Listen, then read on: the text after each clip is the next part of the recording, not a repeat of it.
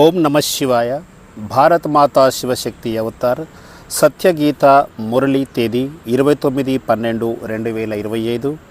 ప్రభాత పాఠము పూర్వ తేదీ 17/7/1968. ఆత్మీయ పిల్లలు, ఈ కన్నులు చాలా మోసం చేస్తాయి. సూరదాసు కథను కూడా మీరు తెలుసుకున్నారు. అది ఈ సమయంలోనిదే. ఈ కన్నుల ద్వారానే వికారి దృష్టి కలుగుతుంది. ఇప్పుడు మూడవ నేత్రము మీకు లభించింది. దీనినే జ్ఞాననేత్రం అని అంటారు. ఇప్పుడు తండ్రి తెలియచేస్తున్నారు, కేవలము మీరు ఆత్మను మాత్రమే చూడండి, శరీరాన్ని చూడకూడదు. పిల్లలకు తెలుసు, మీ యొక్క నడవడిక ద్వారా వీరి యొక్క దృష్టి చెడు దృష్టి అని తెలిసిపోతుంది. అలాంటి వారు ఏమి పదవిని పొందుతారు? ఇది మీ బ్రాహ్మణుల యొక్క రాత్రి. ఇప్పుడు జ్ఞానం యొక్క పగలు రానుంది. సత్యయుగంలో అందరి ఆత్మలు కూడా వెలుగుతూనే ఉంటాయి. ఇప్పుడు మీ జ్యోతి పూర్తిగా మసగబారిపోయింది. భారతదేశంలోనే ఈ జ్యోతులను వెలిగించే ఆనవాయితీ ఉన్నది. మరెవరు కూడా ఈ విధంగా జ్యోతులను వెలిగించలేరు. ఇప్పుడు మీ జ్యోతి పూర్తిగా ఆరిపోయింది. ఎందుకంటే ఆత్మ తమో ప్రధానంగా అయిపోయింది. ఒకప్పుడు సతో ప్రధానంగా ఉండేవారు. అలాగే విశ్వానికి అధిపతులుగా కూడా ఉండేవారు. మీలోని శక్తి క్రమక్రమంగా తగ్గుతూ వచ్చేసింది. ఇప్పుడు మీలో శక్తి అనేది లేకుండా అయిపోయింది. ఇప్పుడు పూర్తిగా శక్తిహీనులుగా అయిపోయారు. ఇప్పుడు మిమ్మల్ని శక్తివంతులుగా తయారు చేయడానికి తండ్రి స్వయంగా వచ్చేశారు. మన బ్యాటరీని ఛార్జ్ చేస్తారు. ఆత్మ పరమాత్మను గుర్తు చేయడం ద్వారా బ్యాటరీ ఛార్జ్ అవుతుంది. ఇక్కడ అవకాశం కూడా చాలా ఉంది. ఇక్కడ ప్రతి ఒక్కరి రూపురేఖలు వైవిధ్యంగా ఉంటాయి. ఒకరి రూపురేఖలు మరొకరితో కలవవు. ఈ ప్రపంచం యొక్క చరిత్ర భూగోళము పునరావృతం అవుతూనే ఉంటుంది. ఎవరికి ఎలాంటి పాత్ర లభిస్తుందో ఆ విధంగానే వారు వస్తారు. వారికి ప్రత్యేకమైన రూపురేఖలు లభిస్తాయి. గతించినదంతా కూడా పునరావృతం జరుగుతుంది. లక్ష్మీనారాయణుల రూపురేఖలు ఏవైతే ఉన్నాయో అవే కల్పకల్పము పునరావృతం అవుతూ ఉంటాయి. ఇందులో ఎలాంటి తేడా జరగదు. ఆత్మ అవినాశి. అదేవిధంగా రూపురేఖలు కూడా అవినాశిగా ఉంటాయి. ఒక శరీరాన్ని వీడి మరో శరీరాన్ని తీసుకుంటాము, కానీ కల్పము తీసుకున్న విధంగానే తీసుకుంటారు. ఇది చాలా కొత్త విషయము. ఈ కొత్త విషయాన్ని తండ్రి తెలియచేస్తున్నారు. మీరు తెలుసుకున్నారు. బాబా మనకు సత్యమే తెలియచేస్తున్నారు. మొదట్లో మనం కూడా అసత్యవాదులుగానే ఉండేవారమి. ఇప్పుడు సత్యవాదులుగా అవుతున్నాము. బాబా ప్రతి విషయాన్ని చాలా వివరంగా అర్థం చేస్తున్నారు.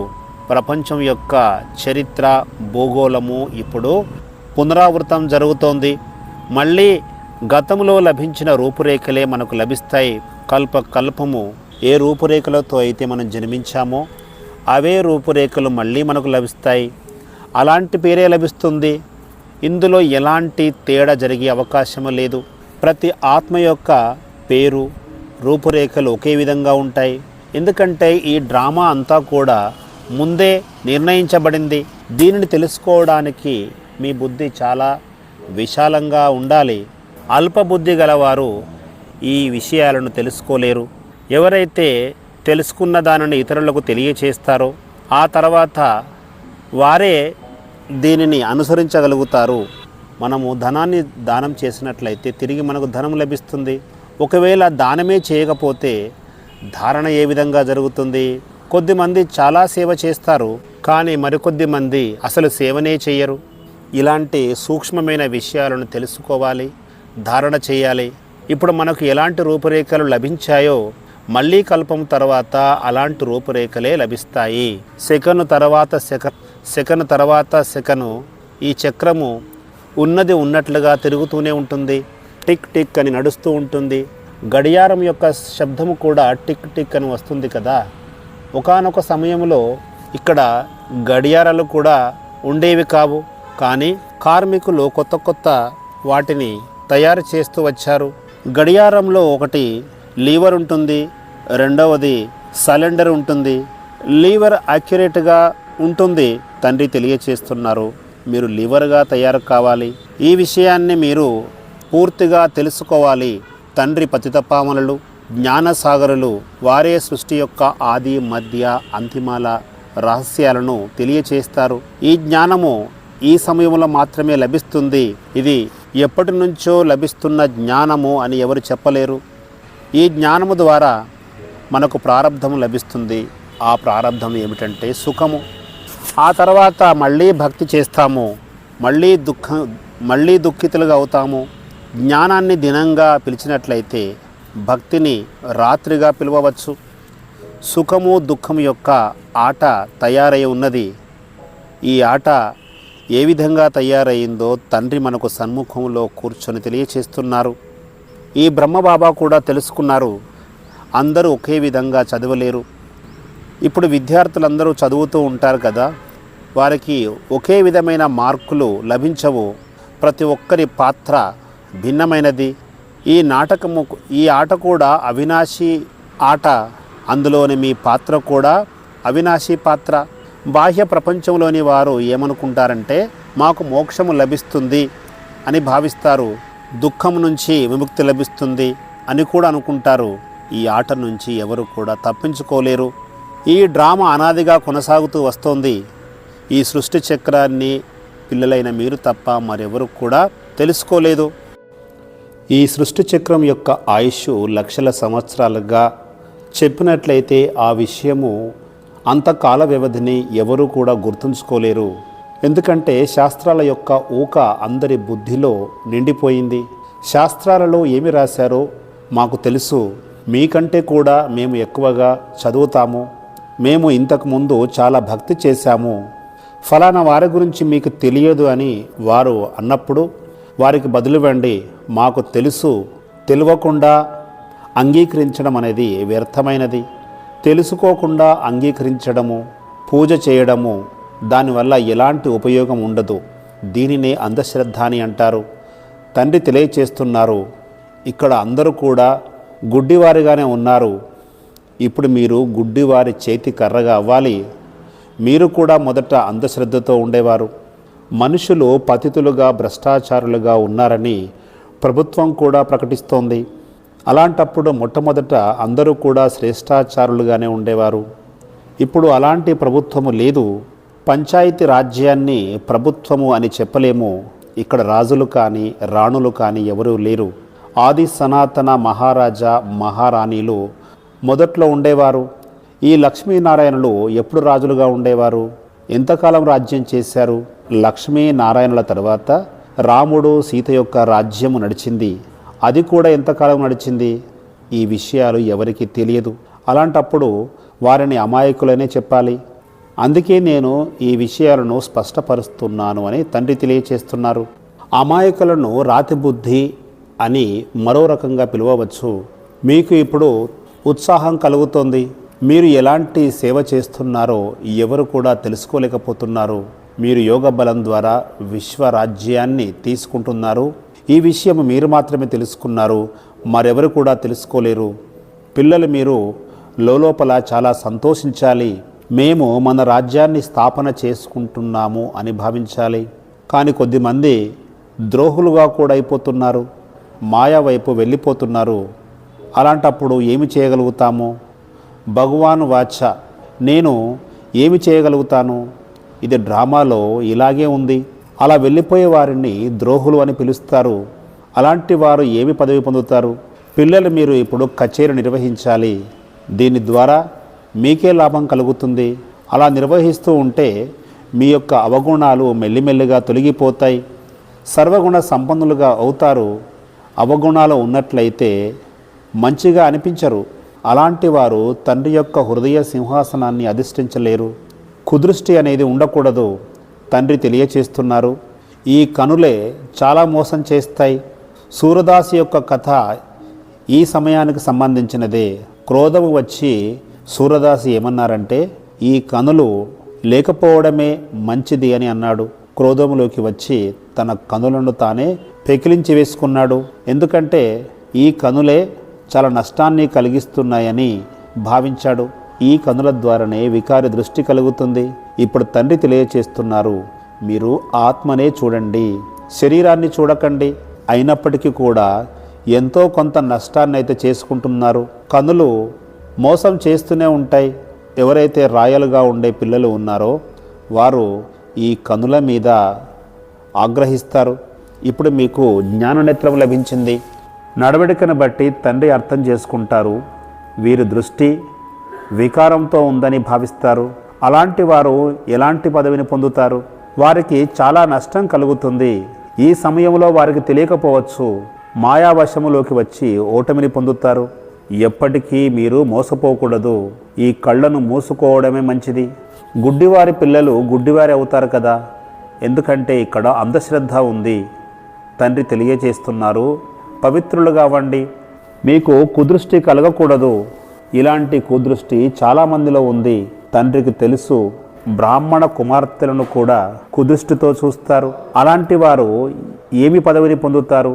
జన్మ జన్మాంతరాలు పదవి భ్రష్టమైపోతుంది. చాలా శిక్షలు అనుభవించవలసి ఉంటుంది.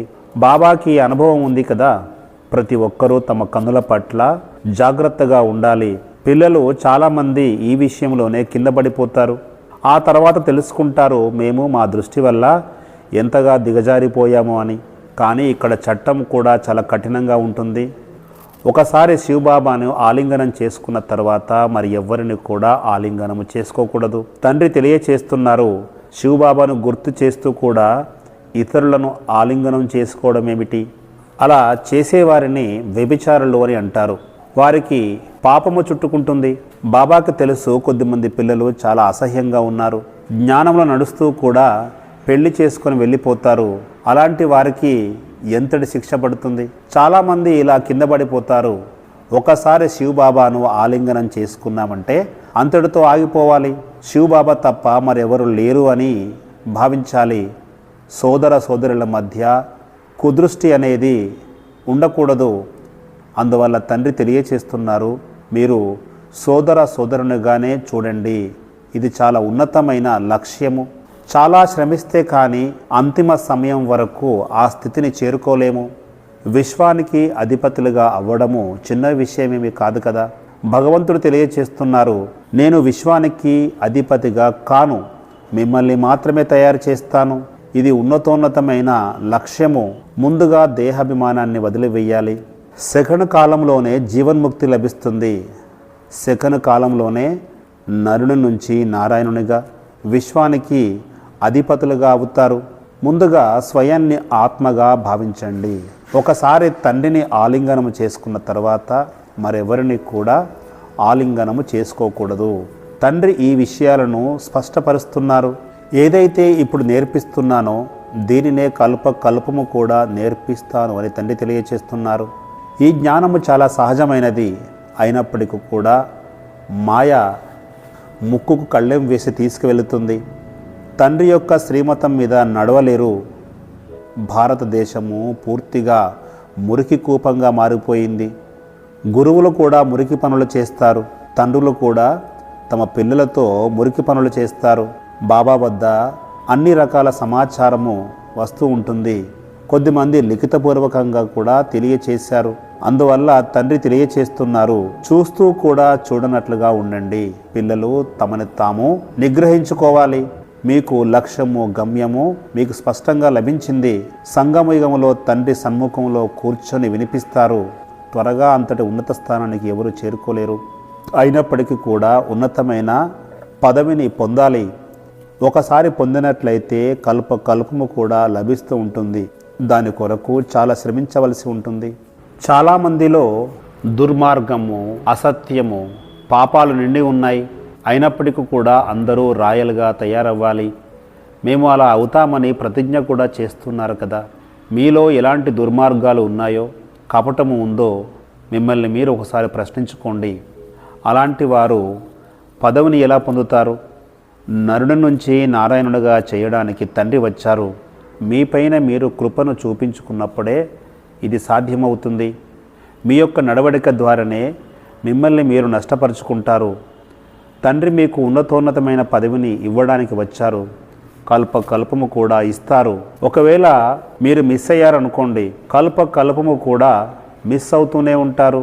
ఇప్పుడు మీరు మారకపోతే జన్మలుగా చేసిన పాపాలన్నీ కూడా మీకు సాక్షాత్కార రూపంలో కనిపిస్తాయి. శిక్షలు కూడా అనుభవిస్తారు.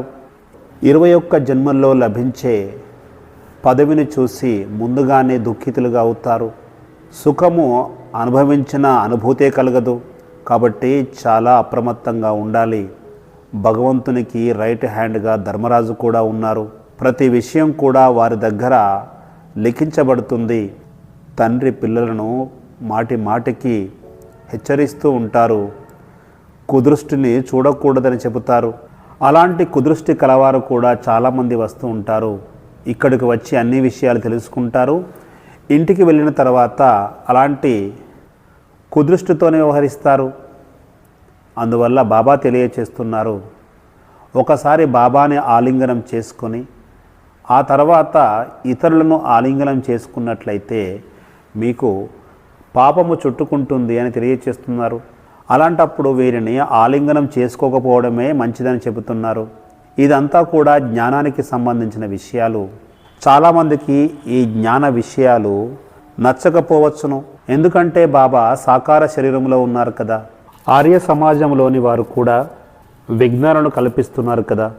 విఘ్నాలు వేయడానికి ఎవరో ఒకరు నిమిత్తంగా అవుతారు. మీరు ఆర్య సమాజం వారిని ఎదుర్కోవాల్సి ఉంటుంది. మీరు తప్ప మరెవరు కూడా ఎదుర్కోలేరు. ఆర్య సమాజంలోని వారు చాలా కఠినంగా వ్యవహరిస్తారు. వారు నిన్న మొన్నటి వారే. వారు నిరాకారుడైన శివుడిని అంగీకరిస్తారు. వారిలో కూడా భిన్న భిన్న శాఖలు ఉన్నాయి. వారిలో కొద్దిమంది దేవతలను కూడా ఒప్పుకుంటారు, మరికొద్ది మంది ఒప్పుకోరు.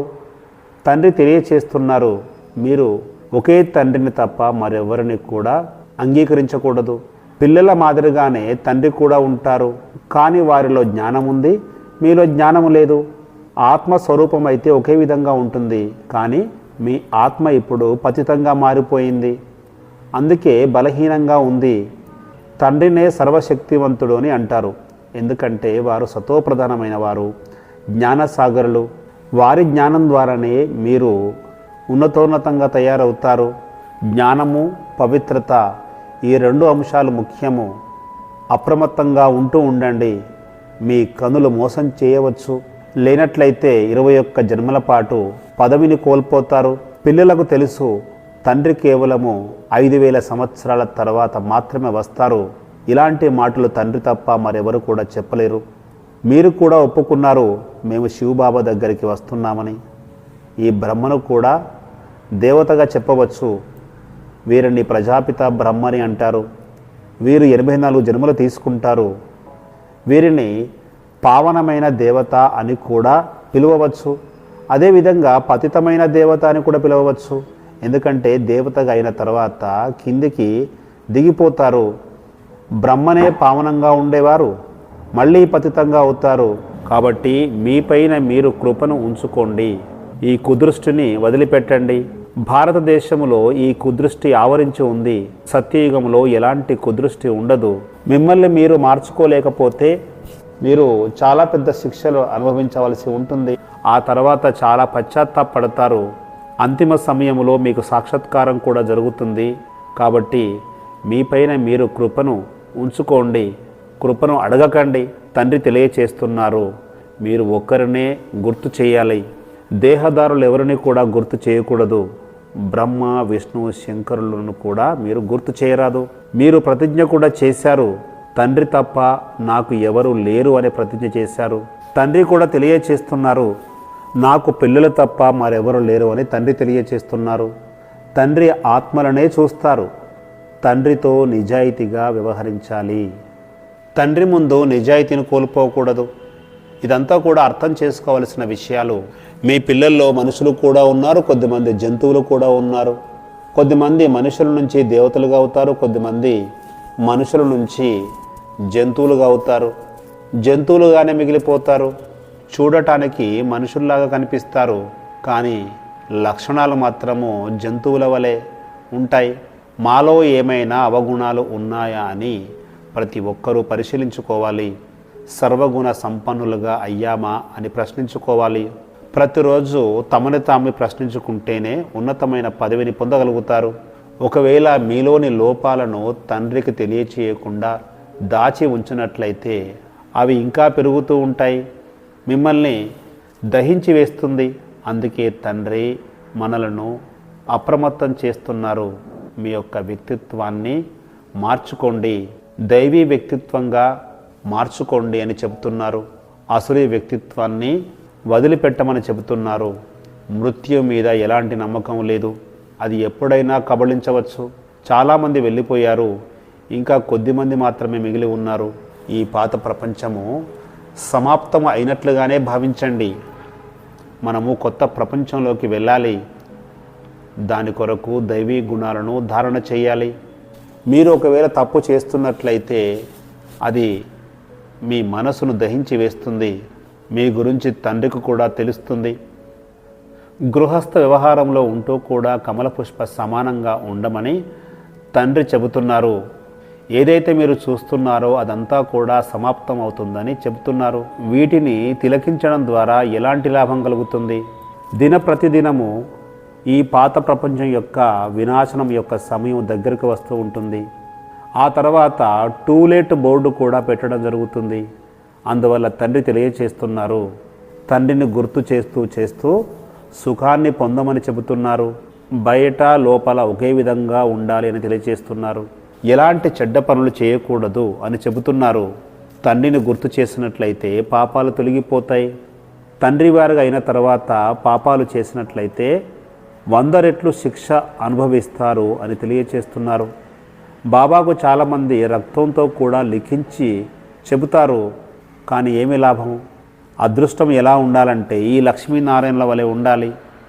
వీరి వలె సర్వగుణ సంపన్నంగా అవుతున్నామా అని ప్రశ్నించుకోవాలి. మీలోని అవగుణాలను తొలగించుకోవాలి. ఒకవేళ అవగుణాలను తొలగించుకోలేకపోతే పదవి తగ్గిపోతుంది. మిమ్మల్ని మీరు మార్చుకోకుండా చార్ట్ను ఉంచనట్లయితే మీ యొక్క భవిష్యత్తు సమాప్తమైపోతుంది. కేవలము స్మృతి యాత్ర యొక్క చార్ట్ మాత్రమే కాదు, సర్వగుణ సంపన్నులుగా కూడా కావాలి. ముఖ్యమైన విషయము ఆత్మగా భావించి తండ్రిని గుర్తు చేయడము, దైవీ గుణాలను ధారణ చేయాలి. అప్పుడే విశ్వానికి అధిపతులుగా అవుతారు. మంచిది. ఆత్మీయ పిల్లలకు ప్రియ స్మృతులు. వరదాన్ అధికారి భవ. పిల్లలు, మీరు తమను తాము అధికారులుగా భావిస్తున్నారా? లేదా ఇంకా ఎవరి ఆధీనములోనైనా ఉన్నారా? అధికారిగా అవ్వడానికి కంట్రోలింగ్ పవర్ అవసరమవుతుంది. కాబట్టి ఒకసారి చెక్ చేసుకోండి. మా సంకల్పము కానీ స్వభావం కానీ ఎవరైనా వ్యక్తికి కానీ వైభవానికి కానీ ఆధీనములోకి వెళ్ళిందా అని చూసుకోండి. ఆధీనములోకి వెళ్ళిన ఆత్మ స్వయాన్ని కంట్రోల్ చేసుకోలేదు. అలాంటప్పుడు రాజ్యాన్ని ఏ విధంగా కంట్రోలింగ్ చేయగలదు? ఓం నమః శివాయ.